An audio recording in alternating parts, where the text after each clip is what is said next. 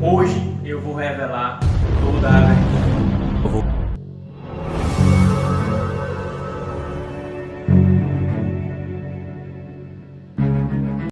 Fala galerinha, hoje eu vou contar toda a verdade sobre o que aconteceu com aqueles peixes, o cruzamento com beta de linhagem, com o Genufance, mas com o fenótipo de Green Lace, né?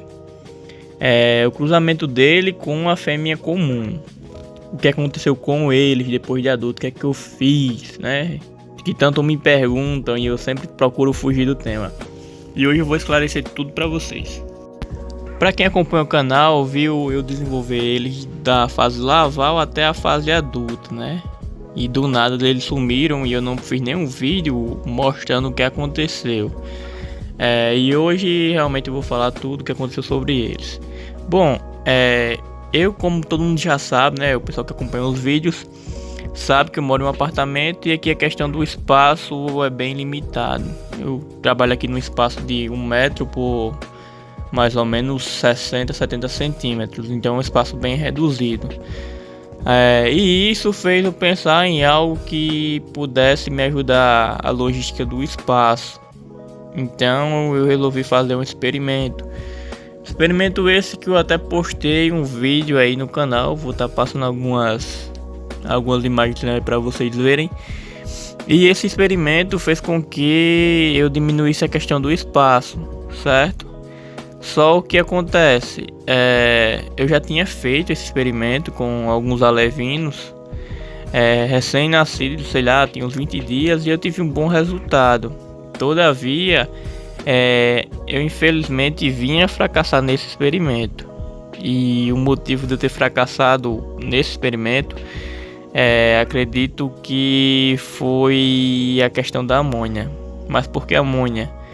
Bom, eu coloquei no primeiro experimento, eu comprei umas almofadinhas que eles reduzem o nível de amônia, eles tratam amônia, né? Que foi bem caro, eu acho que um pacotinho com 200 gramas foi R$50. E nesse primeiro experimento eu acabei comprando e colocando, porque eu me liguei na questão dos picos de amônia, né? Quando você tem um filtro, você tem que ver também essa questão, não só a questão da acidez e do cloro, que é um dos principais fatores que eu sempre vejo, né? Mas eu acabei que deixando essa questão da amônia de lado e isso acarretou um pico de amônia no experimento e fez com que alguns peixes morressem, certo? E eu não vi porque, como o experimento tinha a parte de cima, tava a parte do isopor, e ele ficava pela superfície da água. Os que morreram ficaram ou atrás dessa bichinha aí, como fosse uma torre em cima do isopor, ou então embaixo do isopor. Quando eles morreram, o que acontece? Viraram a casa de várias pragas que matassem outros peixes. Um ambiente propício, um ambiente adequado para que se fosse desenvolvido algumas doenças letais que matassem outros peixes, certo? Eu comecei a perceber que alguns peixes estavam morrendo, né? Mas eu associei ao fato de eu ter jogado uma fêmea que estava separado no meio dessa ninhada. Então eu pensei inicialmente que ela tivesse matando esses peixes. O que eu fiz? Separei a fêmea, coloquei ela para a parte das gaiolas, certo? Que o sistema alimenta uma parte das gaiolas.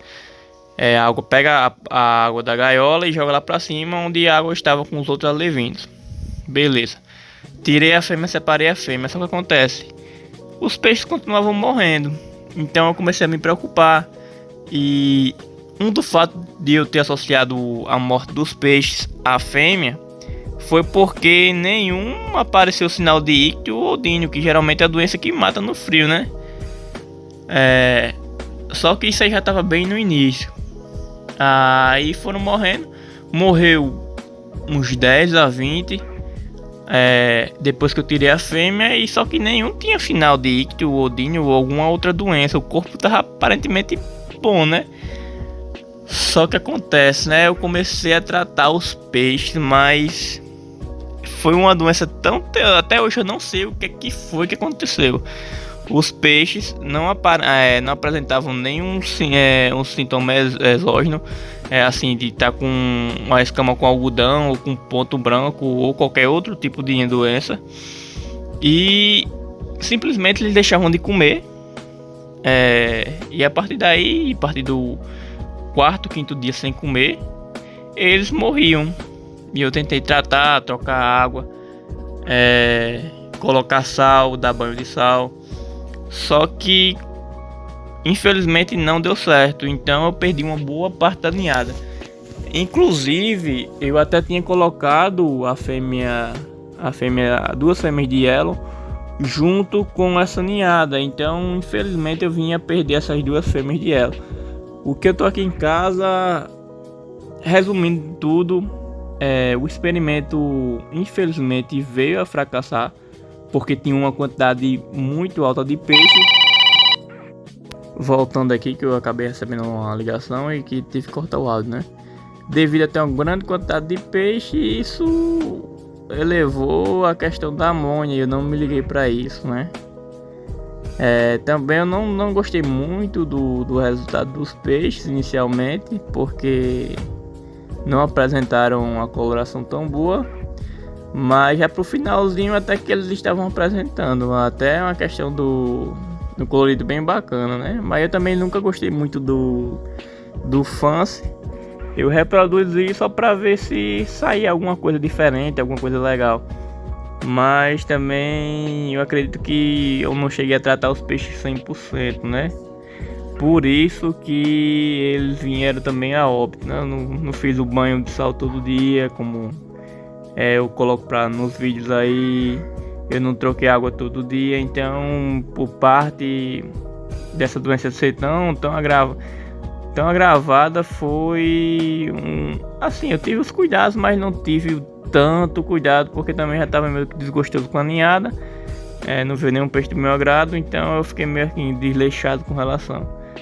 Mas infelizmente foi uma doença tão letal e tão contagiante que acabou que matando toda a minha ninhada. Infelizmente eu não pude fazer nada, só o tratamento, mas não foi eficaz com essa doença, que eu até hoje não sei o que foi.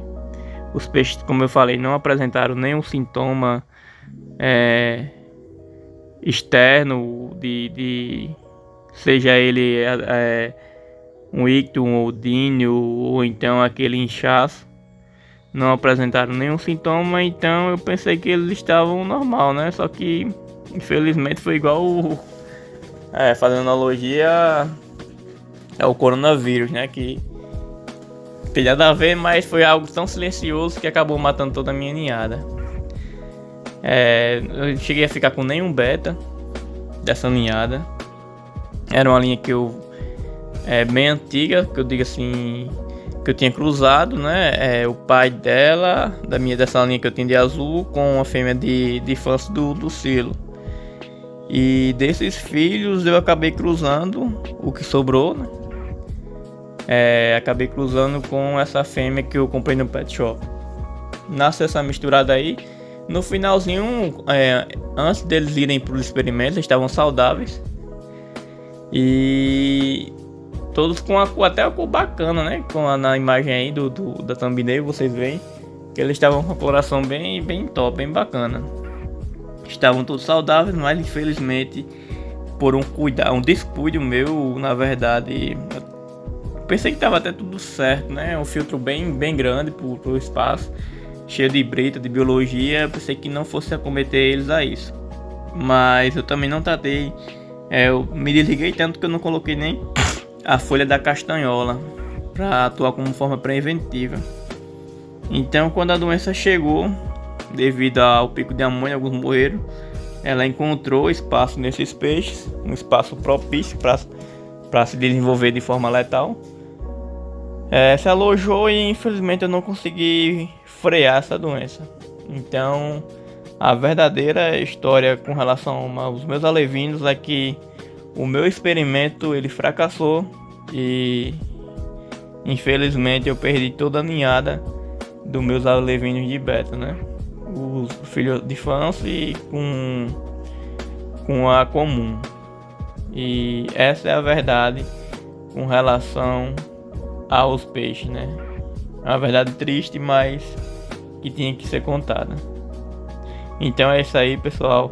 Espero ter esclarecido todas as dúvidas de quem realmente acompanha o canal. De quem não acompanha, fica ciente da situação, né?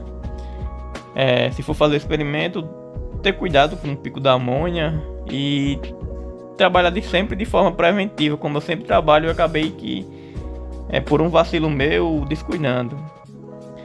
Alguns criadores e você vê que infelizmente a doença só é desenvolvida por algum vacilo, algum descuido. Mas é isso aí, essa é toda a verdade. Espero que tenham gostado do vídeo. Espero que tenham se esclarecido com relação aos alevinos. Valeu, forte abraço, fiquem todos com Deus.